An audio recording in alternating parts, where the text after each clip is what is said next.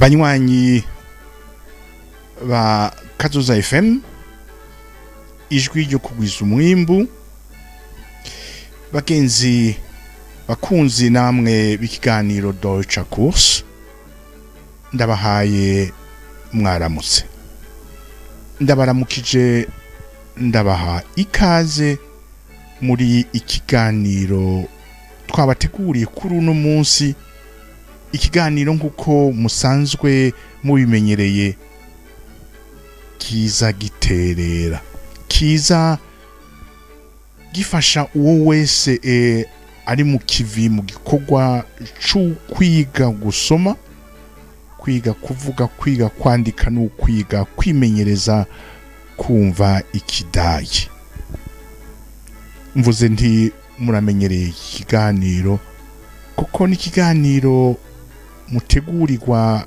n'ikigo cyo muri kaminuza y'u Burundi mugashikirizwa na jewe Paul Ndayihereje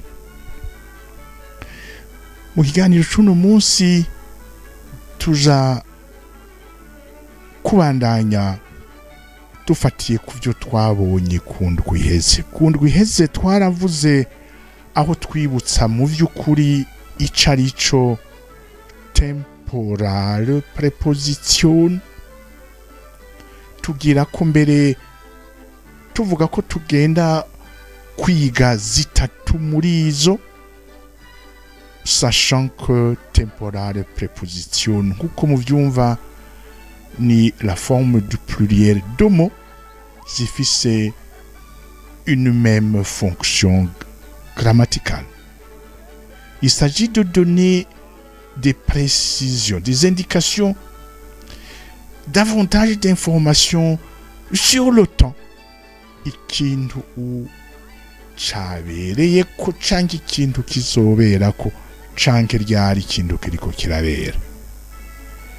Muravyibuka temporale ni jambo ryava bakuye mu kilatini mu kidagi ni Zeit ugonvye kuvuga mu kidagi ibi i structure grammaticale bayita mu kidagi Zeit angaben harimo la notion le concept temps harimo le concept du temps la notion de temps na angeben indiqué donné ou précisé. Donc mu kidagi ugombye kubivuga koresha Zeit angaben, ce sont ces mots qui renseignent sur le temps ikintu kiba cabaye canke kizobera. Mugabo la terminologie la plus courante mu kidagi bayita bafatiye kuri son emprunt à latin tempus tempora au pluriel. L'adjectif dérivé de tempus tempora au pluriel temporal. Temporale preposition. Mwibuka yuko preposition n'umurwi w'amajambo uhuriye kuri une fonction grammaticale dans un contexte, dans une phrase donnée. Uyu munsi rero reka twinjire mw'idonido dans le fonctionnement isotemporale preposition. Nguma mvuga temporale temps mais bigenda gute? Ico kumenya coco nuko zifasha dans la formulation de phrases. Des phrases qui renseignent sur le temps ikintu cabaye. Mu vy'ukuri mu yandi majambo novuga nti isotemporale preposition zije zikontribuer à la formulation des réponses. Des phrases-réponses à une question posée à l'aide d'un Fragewort yitwa van. Van mwabonye van ngene yandikwa itangwa n'urudome v. Nguko vas, nguko arriver, nguko woher, nguko wie alt, wie viel kostet, n'ibindi kumbure muzi. Wann? Fragewort. Quand vous formulez une question à l'aide de ce fragewort, la réponse voudra, en fait, ubwirwa kumenya gari ico kintu kiri derrière ou la signification du verbe utilisé. Dufata akarorero. Wann fängt der Kurs an? Ikibazo kanatsinda duhereye ku mpera n'iryungane rihezwa na Fragezeichen. Iryungane rihezwa par eine Fragezeichen. Fragezeichen ni point d'interrogation.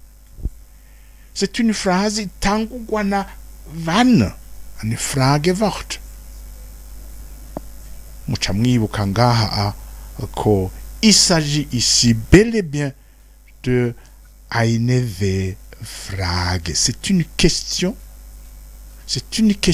interrogative, et comme toute question Frage, Satz, itangurwa na Fragewort. Wann fängt der Kurs an? Nikibazo. Ukeneye kumenya ryari kuritangura. À propos, je fais vite d'ouvrir la parenthèse pour la fermer aussitôt. Le verbe ngaha ani anfangen. Le verbe ni anfangen, qui est un verbe novuga mwamaze kubibona de par la position y'aka kantu an à la fin de la phrase. Muca mwibuka yuko ngaha nous avons affaire à un trennbares Verb. Trennbares Verb igizwe na vya bice mwibuka Endung, Verbstamm na préfixe ariyo Vorsilbe. Et quand vous utilisez dans un contexte concret ayuma verbe, trennbares Verb, le préfixe du Vorsilbe se sépare et renvoyé à la fin de la phrase.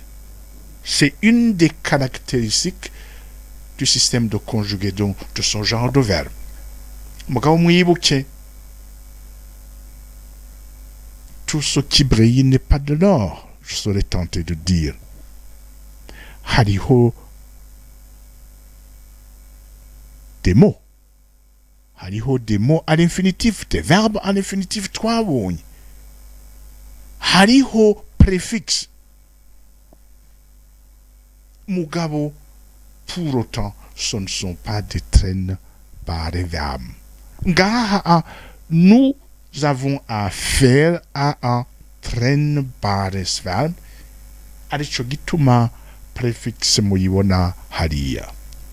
Le verbe ni anfangen.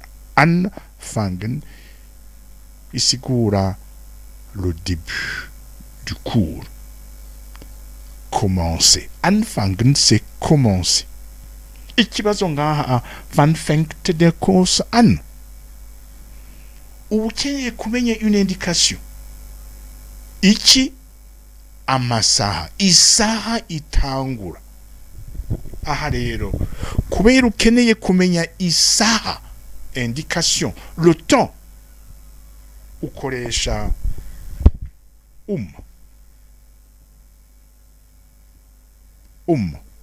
Der Kurs fängt 14 Uhr. Ikibazo. Wann fängt der Kurs an? Der Kurs fängt 14 Uhr an.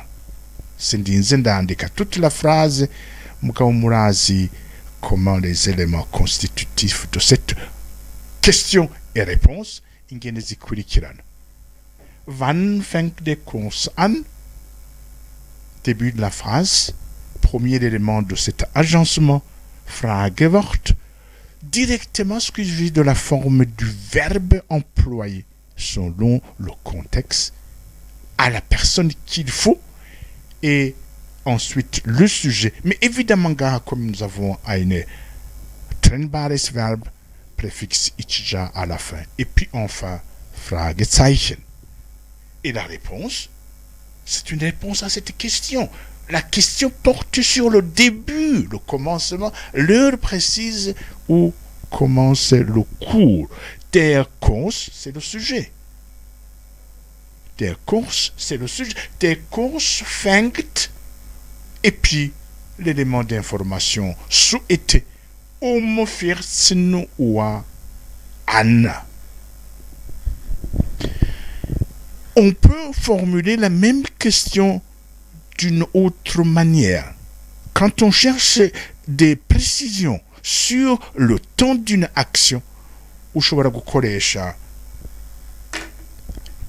wann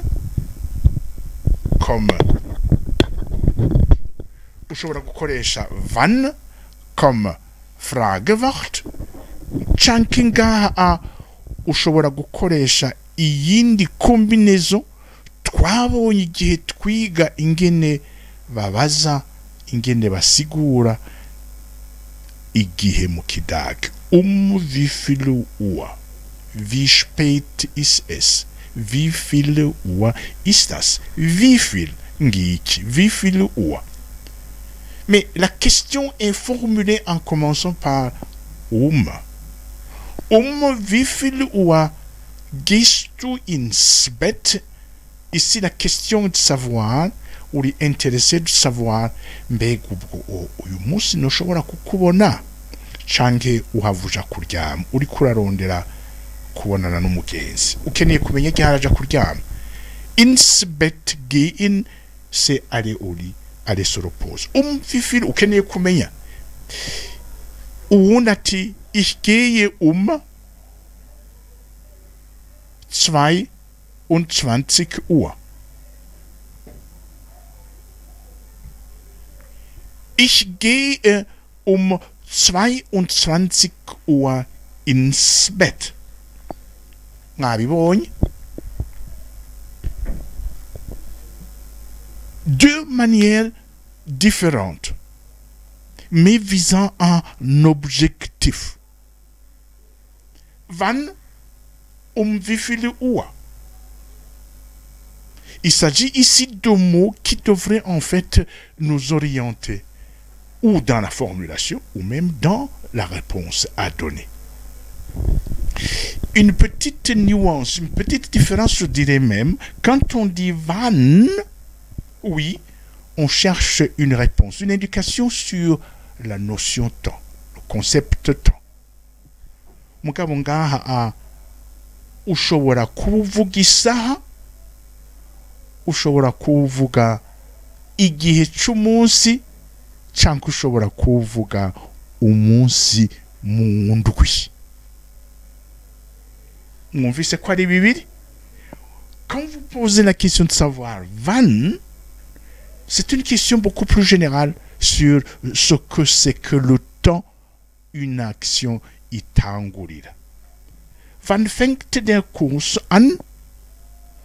Isaha 14 Uhr. Mais ndashobora kubaza wann fängt wann beginnt die Radiosendung? Wann beginnt? Le Verbe beginnen. Cyo kimwe na anfangen. Ni ryari emission itangura. Die Radiosendung beginnt am Montag. Aha, wann natanze isaha? Aha, am caka natanze umunsi w'indwi. Canke ndashobora kukubaza wann kommst du mich besuchen? Mbe uzoza kundamutsa ryari? Ndakwishura ndakubwira nti nzoza muri weekend. Ich komme am Wochenende.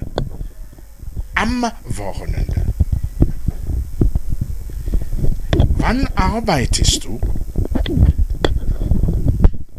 ndashobora kugira am Wochenende no kuvuga iki ishobora kuba am Freitag canke am Samstag.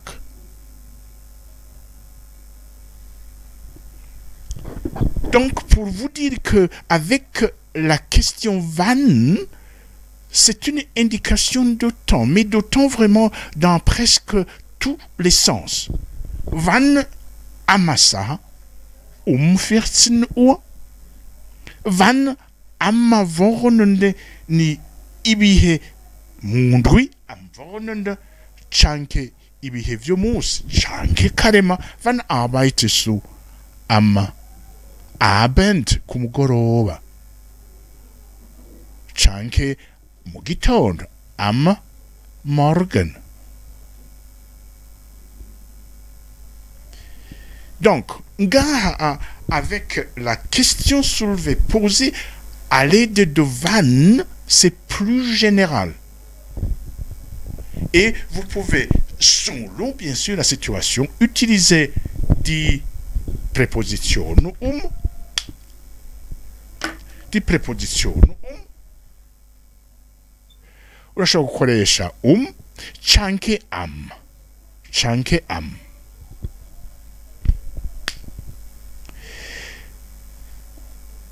Dernière observation. Wann arbeitest du? Ndashobora kuvuga nkora kuva kuwa mbere gushika kuwa gatatu. Von Montag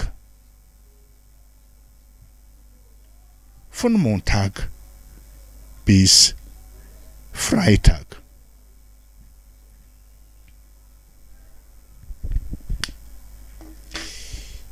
Voilà passé vite en revue les contextes concrets d'emploi des trois temporales prépositions am, von, bis. Les deux contribuant à formuler des phrases où il est question d'indiquer de façon précise le temps, heure, le temps en termes de journée, le temps en termes de semaine, ou alors il s'agit de donner une certaine période de temps. N'ibintu bibiri. Mu Kidagi bavuga bati temporale préposition zitanga des précisions sur Zeitpunkt,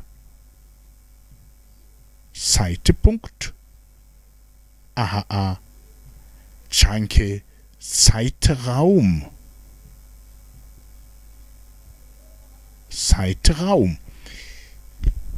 Il s'agit ici de deux notions, de deux concepts, mais aussi tournant autour de la notion centrale Zeit. Ega kandi vyongeye nta kundi vyogenda. Nous nous intéressons de temporale préposition. Temporale, qui dit temporale dit temps. Donc c'est quoi de normal que en fait on revienne sur Zeitpunkt, Zeitraum. Zeitpunkt, c'est le point, un point précis. Alors que Zeitraum, novuga, c'est une période donnée de temps. Amasaha angana uku, imisi ingana uku, indwi zingana gutya. Ni von bis. Voilà la différence. Quand il s'agit de période donnée limitée dans le temps, tuvuge kuva mu gitondo saa mbiri, ni von arbeiten Sie von 8 Uhr, von 8 Uhr bis, voilà, von bis 15 Uhr. Voilà un exemple de contexte dans lequel vous allez trouver la combinaison de von bis et dans ce contexte les deux von bis tout en étant les deux prépositions, on le verra plus tard. Mais j'ai pris les deux en combinaison. Von bis. Aha yerekana iki nkora kuva saa mbiri gushika saa cyenda y'umutaga inyuma y'umutaga kuva change ça c'est intermédiaire arico gituma quand vous utilisez la combinaison préposition de combinaison von bis après von niyo haza uwa bis habwizwa kuza aussi uwa mugabo tuvuge en terme y'iminsi. Ich arbeite von Montag bis Mittwoch. Akarorero. Mittwoch. Ich arbeite von Montag bis Mittwoch. Donc vous voyez que je travaille les lundis, les mardis et mercredis. Voilà le laps de temps où je suis attendu au travail. Von Montag bis Mittwoch. Directement après le premier élément de cette temporale préposition, von bis, von Montag, qui est, comme vous le savez, c'est le premier jour de la semaine, bis, encore une fois, jour de la semaine. Donc, à ne pas confondre. Ne dis surtout pas, ich arbeite von 8 Uhr bis Mittwoch. Ça fait deux éléments indicateurs de temps. Imwe saha, yundi n'umunsi de la semaine. Ntibishobora guhura, ntibishobora kujana. Von bis, il faut un minimum de cohérence. Vous parlez d'heure et kuvuga kuva telle heure kushika non pas tel jour, oya kushika telle heure. Ou alors, ni kuva tel jour, l'indicateur temps, ni jour, bis jusqu'au dimanche. Ici, on peut dire en résumé, en réalité, pour les trois temporales prépositions de Jijekouana dans leur contexte d'emploi concret. Twabonye koyaba am, von bis participe à la formulation, à la formation de phrases où il y a une indication temps. Et ce faisant, il vient répondre à une question vanne. Mbega iki kintu kiba ryari, iki kintu kizoba ryari, iki kintu cabaye ryari. Vanne. Mugabo, on peut poser ce genre de questions avec vifil oua. C'est beaucoup plus concret, c'est beaucoup plus précis. Et la réponse ne peut qu'être en termes d'heure. Wie Uhr gehst du ins Bett? 22 Uhr. Donc, vous ne pouvez pas en fait parler de wie viel Uhr gehst du ins Bett? 22 Uhr. La question est beaucoup plus précise et se rapporte sur l'indicateur Uhr. Zeitpunkt donc, en temps bien précis, ugenda ryari ngenda saa yine y'ijoro, ugenda ryari saa mbiri. Am nayo mwayibonye, c'est aussi la même démarche. Précise ryari kintu cabaye, mais pas en termes de heure, mais plutôt en termes de jour de la semaine. Ukora ryari von Montag bis Mittwoch. Ukora ryari von Mittwoch bis Freitag. Ukora ryari von Montag bis Sonntag. mugabo ukora ryari nkora mu gitondo. Ich arbeite am Morgen. Ich gehe am Mittag zur Arbeit. Am Mittag, am Morgen, am Mittag, am Nachmittag, am Abend. Ça, ce sont quoi? Tageszeit. Donc, pour ce qui est de Zeitpunkt, il y a deux choses, deux éléments.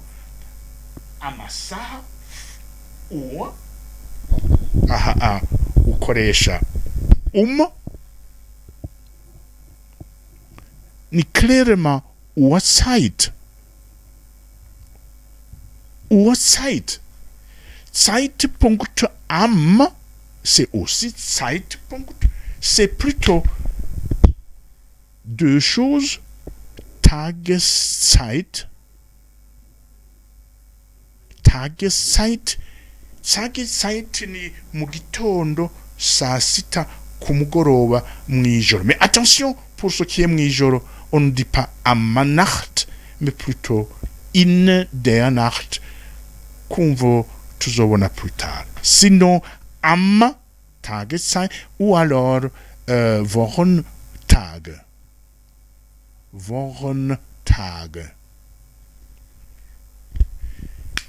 Donc, di temporale, préposition ikora igihe itanga une précision, une indication, une information sur le temps. Le temps, heure.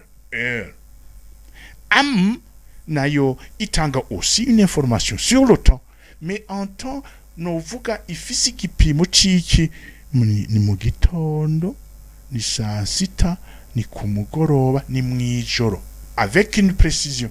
Attention, pour mw'ijoro, ce n'est pas am, c'est plutôt in there, qu'on va tuzobona plus tard. Am aussi ikora iyo yishura ugomba kuvuga umunsi de la semaine. Am Montag, am Freitag, am Samstag. Et enfin, Zeitraum ni von bis. Ou les deux, novuga indicateur de temps, ibipimo ukora gukoresha aussi bien Uhrzeit canke Wochentage canke même Tageszeit. Ich arbeite von morgen bis Abend. Ich arbeite von morgen bis Mittag. Mugabo no vange von 8 Uhr bis Abend. Oh ja. Donc, von bis ni aussi en termes de Uhr que en termes de Tageszeit, que aussi en termes de Wochenende. Mais de grâce, veillez à ne pas changer ou mélanger ou confondre les deux registres. Tageszeit na Uhrzeit. Voilà, nous venons de faire un peu le tour des contextes concrets, histoire de nous familiariser avec le mode d'emploi de ces temporales prépositions. Am pour jour de la semaine ou ibice bitandukanye vy'umunsi. Ni saha indiquée, ni c'est précise, na yagatatu von bis ni en fait une délimitation y'umwanya ikintu kiba. Vyari ivyo rero nari nifuje ko tuganira dusangira, nkenguruka ko twabanye, ndabifuriza ibihe vyiza, ndababwira nti naho ubutaha.